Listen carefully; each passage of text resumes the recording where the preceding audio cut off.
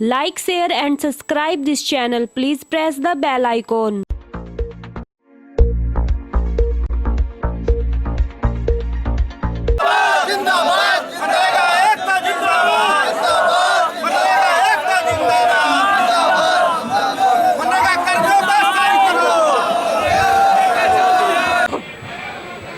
Sir क्या नाम है आपका? पहले उसे आप शुरू करो। नमस्कार, मेरा नाम कुकिल बरुआ है। मैं जो all India MNREGA employ association का जॉइंट सेक्रेटरी हूँ असम से, और असम का जो नॉर्थ ईस्ट कमेटी है, नॉर्थ ईस्ट को मैं जनरल सेक्रेटरी हूँ।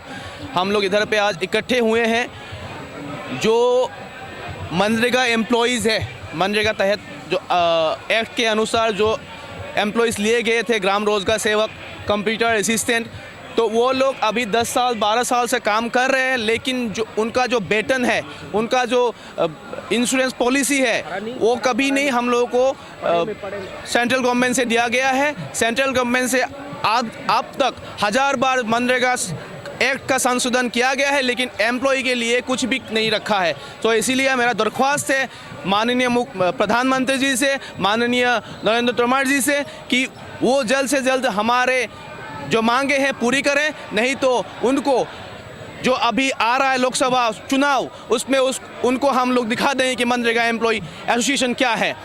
हम लोग ज़मीन से जुड़े हुए इंसान हैं, और इसी हिसाब से हम लोग का बहुत साथी मर गए हैं आज तक। जो साथी को मिलना चाहिए था, इंश्योरेंस पॉलिसी मिलना चाहिए था, घर परिवार के लिए जो सुविधा मिलना चाहिए था, आज तक किसी ने दिया नहीं है। सो बार बार हम लोग यही बात मांग कर रहे हैं, लेकिन आज तक चौधरी बीरेंद्र सिंह जी आए। चौधरी बीरेंद्र सिंह जी से हम काफ़ी टाइम बात किए, काफ़ी बार वार्ता किए हैं, लेकिन फिर भी वो नहीं सुने हैं।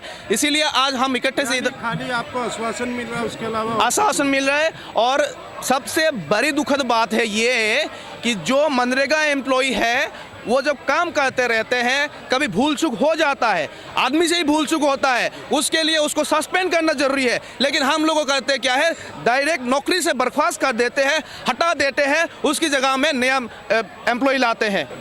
My name is Matthew Yome. I am the Vice President Northeast MGNRG Employee Association.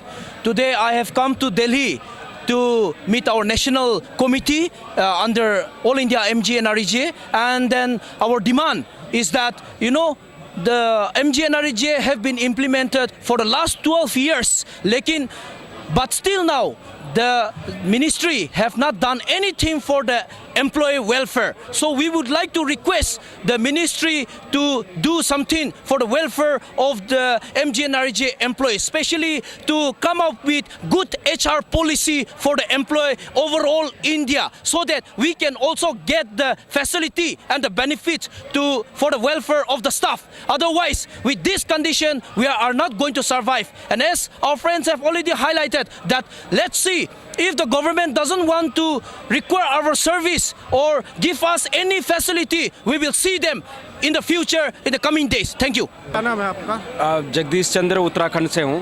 Sir, जैसे मैं देख रहा ये राष्ट्रीय महासम्मेलन और अखिल भारतीय कर्मचारी महासंघ आप चल रहा, जैसे अभी बात भी हुई, कर्मचारियों को लेकर आप लोग यहाँ प्रदर्शन कर रहे, तो क्या समस्या आप लोगों के सामने आई और किससे ये मांग कर रहे हैं यहाँ दिल्ली में आके? देखिए, मैं आपको एक आपके चैनल के माध्यम से बता देना चाहता हूँ कि ये बहुत महत्वाकांक्षी योजना है, और पूरे विश्व में महात्मा गांधी रोजगार गारंटी को सराहा गया है। लेकिन दुर्भाग्य की बात यह है कि हमारे जो पूरे भारतवर्ष में जो वेज लिस्ट है, जो वेज कोड है, वो एक समान नहीं है। अलग अलग राज्यों का क्या है, अलग अलग तरीके से हमारे राज्य के जो कर्मचारी हैं, मनरेगा के कर्मचारी हैं, अलग अलग तरीके से उनका शोषण हो रहा है।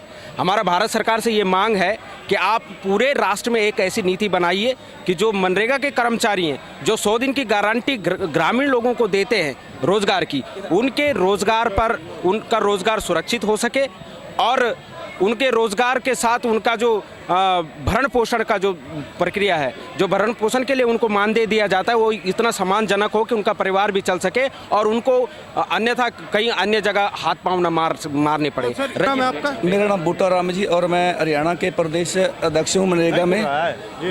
तो जैसे यहाँ आज दिल्ली के जंतर मंतर पे आए हुए हैं और भी काफ़ी लोग आए हुए हैं, तो किन समस्याओं को लेकर यहाँ आप लोग आए हुए? जैसे हम आज पूरे भारत से अन्य अन्य जो प्रांतों से प्रदेश अध्यक्ष आए हैं जंतर मंतर के माध्यम से, वह आपके चैनल के माध्यम से मैं सरकार से ये कहना चाहता हूँ कि जैसे सेंट्रल सरकार ने मनरेगा एक्ट 2005 तो निर्धारित कर दिया, पर इसको जैसे अलग अलग प्रांतों में इन्होंने ये शुरुआत की है। ये मनरेगा योजना सबसे पहले हरियाणा व महेंद्रगढ़ में शुरू की गई थी और तब भी हमें 2000 रुपये ही दिया जाता था, अब भी हमें 2000 रुपया ही दिया जाता है, जबकि अनुभव के आधार पर हमसे जो ऊपर कर्मचारी हैं उनको हर 4 साल के अंतराल में 15 से 21 से 28 हज़ार रुपया दिया जा रहा है। जब इन मांगों को लेकर हम हमारे अन्य जो नेतागण हैं उनके पास पहुंचते हैं तो वो हमें यही कहते हैं कि ये योजना सेंट्रल सरकार की है। जब ये योजना सेंट्रल सरकार की है तो भिन्न भिन्न प्रांतों में मतभेद क्यों किया जा रहा है? हमारी सरकार से यही मांग है कि हमारी समस्याओं को ध्यान में रखते हुए जो सुप्रीम कोर्ट के आदेश हैं उनकी पालना की जाए, हमें भी समान काम समान वेतन के अनुसार नियमित वेतन दिया जाए। सर क्या नाम है आपका? मैं चिदानंद कश्यप, राष्ट्रीय महासचिव, अखिल भारतीय मनरेगा कर्मचारी महासंघ। तो सर जैसे हम देख रहे हैं आप लोग यहाँ जंतर मंतर पे इकट्ठे हुए, किन चीज़ों की मांगों को लेकर यहाँ पे आए हुए?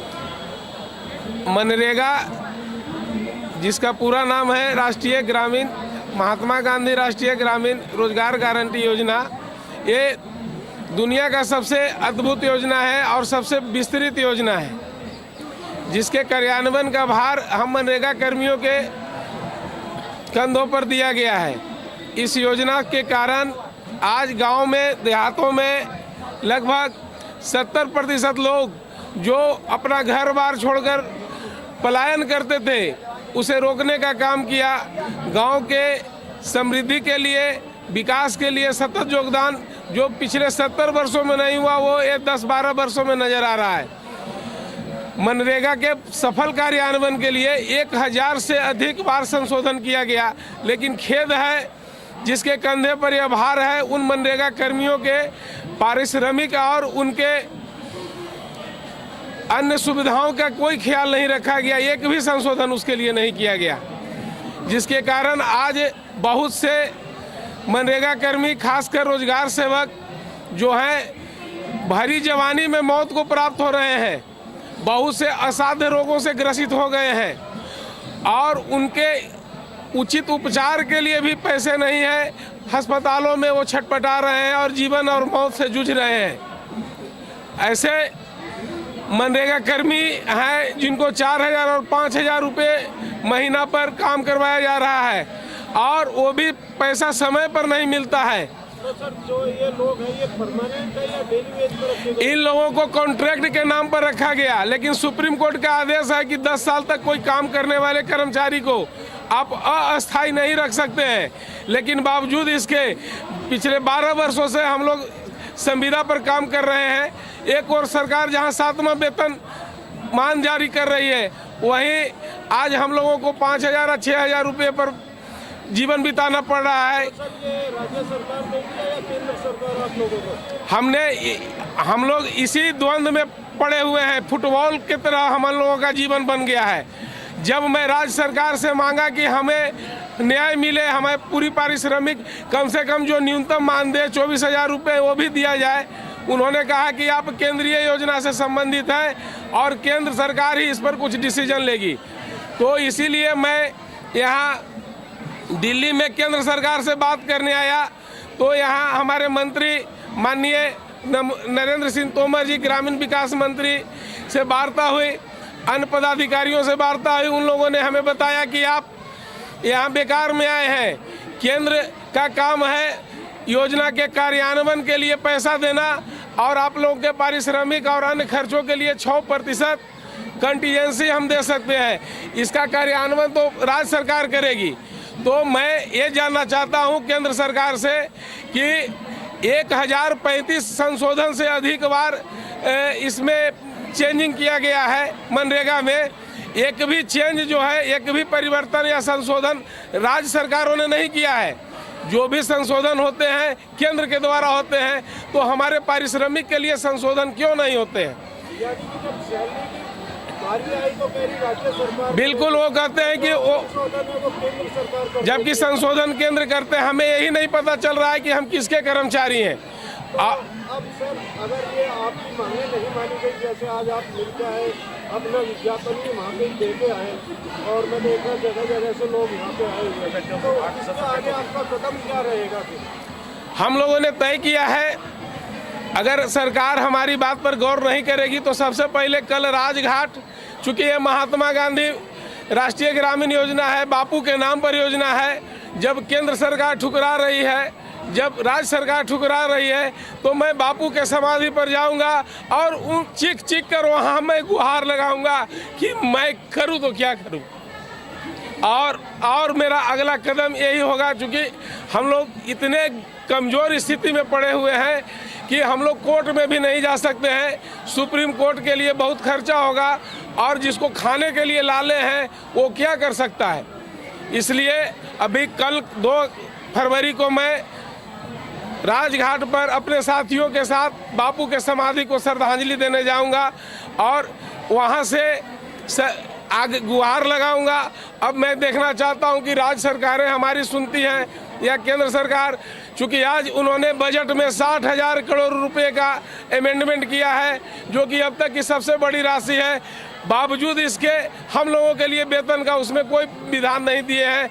ये हम लोगों के लिए बहुत ही दुखद है। आपने कहा कि कल आप राजघाट पे जाएंगे, जैसे हम देख रहे आज जहाँ जंतर मंतर पे हो, कल राजघाट पे जाएंगे, उसके बाद भी अगर आपकी सुनवाई नहीं होगी तो आगे की कदम क्या उठाओगे आप लोग? हम लोग अपने देश से बहुत प्रेम करते हैं, इसलिए कोई ऐसा काम नहीं करेंगे जो देश विरोधी हो। लेकिन अगर कल सरकार हम लोगों के लिए कुछ घोषणा नहीं कर पाती है, हम लोगों को उचित न्याय नहीं मिलेगा, तो मैं अपने हजारों साथियों के साथ एक निर्धारित समय पर आत्मदाह की घोषणा करते हैं। तो सर क्या आत्मदाह की घोषणा करने के बाद आपको लग रहा है सरकार हिलेगी? सरकार हिले न हिले, मैं जानता हूँ हमारी कुर्बानी व्यर्थ नहीं जाएगी। उन करोड़ों संविदा कर्मियों के लिए मैं आवाज़ बनूंगा जो आज घुट घुट कर जीवन जीने के लिए वो विवश है।